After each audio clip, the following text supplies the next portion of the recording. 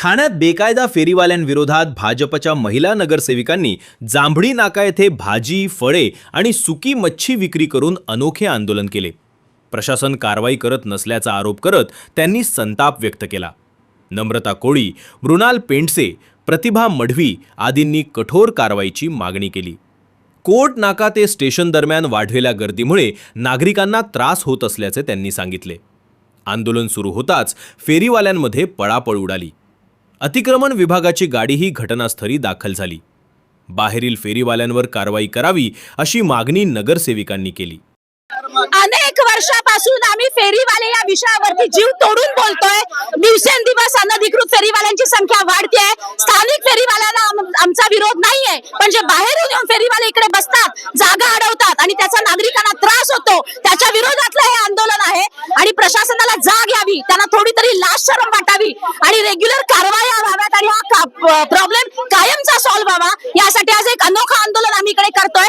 आम्ही स्वतःच फेरीवाले होऊन इकडे बसलेलो आहोत आणि येणाऱ्या काळामध्ये प्रशासनाने जर कडक कारवाया केल्या नाही तर अशाच प्रकारची आंदोलन आमच्याकडनं केली जातील.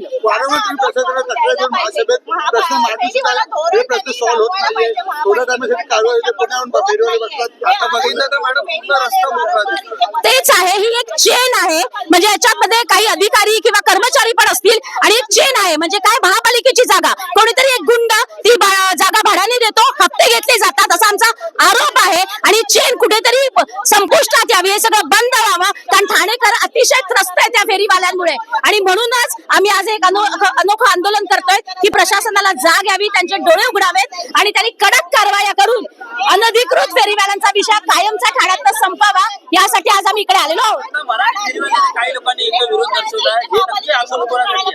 मी परत सांगते, आमची भूमिका नेहमी हीच राहिलेली आहे. स्थानिक फेरीवाल्यांना आमचा विरोध नाही, आमचा विरोध बाहेरून येणाऱ्यांना, ठाण्याच्या बाहेरून जी लोक येतात किंवा अनधिकृत फेरीवाले आहेत त्यांना आमचा विरोध आहे. कारण इथलेच कोणीतरी लोक त्यांना ही जागा ज्याचं भाडं घेतात, ही सगळी हप्ते वसुली चालू आहे. ही चेन आहे, सर्कल आहे आणि ते कुठेतरी आम्हाला मोडून काढायचं आहे. आम्ही महापालिकेमध्ये, महासभेमध्ये वारंवार फेरीवाल्यांबद्दल तक्रार करत आले आहोत. 21 आणि 22 वॉर्डचा ही सीमारेषा आहे आणि इथून अशोक टॉकीज पर्यंत फेरीवाल्यांची गर्दी इतकी आहे की चालायला रस्ता नसतो. आणि स्थानिकांना आमचा विरोध नाहीये. बाहेरून येणारे रोहिंग्या आहेत, बांगलादेशी आहेत, ते तिकडनं गाड्या घेऊन येतात. गाड्या भरून राममोहरी रोडला पण कपड्यांच्या गाड्या लावलेल्या असतात. इकडे जागोजागी हे फेरीवाले बसलेले असतात. त्यांच्यावर कारवाई का नाही होत, त्यांचे महापालिकेचे डोळे उघडण्यासाठी आज आम्ही हे आंदोलन केलेलं आहे. कारवाई जी केली जाते ही 5 मिनिटासाठी असते, ते पण त्यांना आधीच खबर मिळते, ते पळत सुटतात. महापालिकेची गाडी गेल्यानंतर 10-15 मिनिटात सर्व पूर्ववत होतोय. हे वारंवार आम्ही किती वेळा आवाज उठवायचा. महापालिकेचे हे डोळे उघडण्यासाठी आज आम्ही अनोखे आंदोलन केलेलं. ही आंदोलन करायची वेळ आमच्यावर का आली? वारंवार जेव्हा लोकप्रतिनिधी महासभेमध्ये आवाज उठवतात, त्यांच्यावर जर त्यांचं ऐकलं जात नाही तर खरोखर याच्यामध्ये काहीतरी काळबेर आहे, हे तर समजायला पाहिजे. कारण का, हे जे अनधिकृत फेरीवाले, मी वारंवार हा शब्द वापरते, तुम्ही लक्षात घ्या, अनधिकृत फेरीवाले, बायोमेट्रिक महापालिकेचा सर्वे झालेला आहे. त्या फेरीवाल्यांना कुठे बसवलेलं आहे?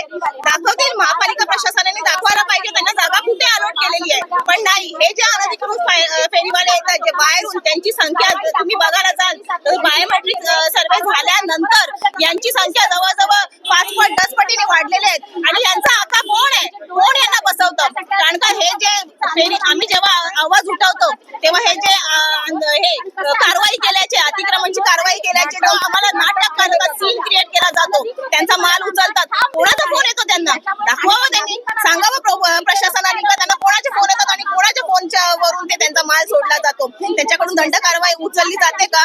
नाही. हे लाखो करोडोची उलाढाल आहे. याच्यामध्ये पालिका प्रशासन आणि जे आता आहेत सोकॉल, जे अनधिकृत फेरीवाल्यांना बसवतात हप्ते वसुली करून, यांच्या सगळ्यांचा मिलीजुली भगत आहे.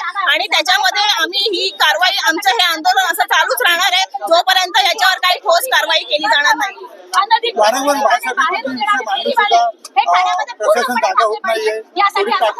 हे बघा, झोपलेल्याला आपण उठवू शकतो, झोपलेल्याचा सोंग केलेला जो असेल त्याला आपण उठवू शकत आहे.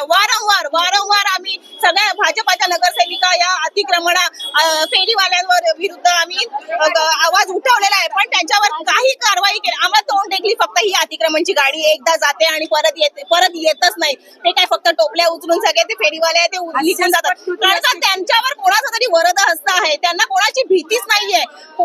कोणाचं हे सगळं चालू आहे हे सगळं शोधून काढायला पाहिजे. याच्यामध्ये खूप मोठं काळवेर आहे, खूप करोडची उलाढाल आहे आणि ह्याच्यामध्ये कोण इन्व्हॉल्व आहे हे ठाणेकर जनता म्हणजे हे आहे, त्यांना सगळं समजतंय, सगळं दिसतंय, पण ते करू शकत नाही काही. स्थानिक अहो, आम्ही जेव्हा निवडणुकीच्या वेळेस प्रचाराला जात होतो, आमच्या प्रभागातील जवळजवळ सगळे नागरिक आम्हाला बोलत होते एवढी इथे मेन मार्केट आहे, आम्हाला चालायला जागा नसते, एवढं अतिक्रमण झालेलं आहे सगळीकडे. तर इथून जर टीएमटीची बस जी जाते इथून जांभळी नाका मार्केट मधून ती स्टेशनला पोहोचायला जवळजवळ अर्धा तास लागतो बसला. मग हा नवीन रस्ता रुंदीकरण करून उपयोग काय आहे? आणि जर आमच्या प्रभागातील नागरिकांना जर या सोयी सवलती मिळत नसतील, या मार्केटमध्ये व्यवस्थित चालायला रस्ता फुटपाथ जर मिळत नसेल, तर आम्ही त्यांच्यासाठी भांडायचं नाही का?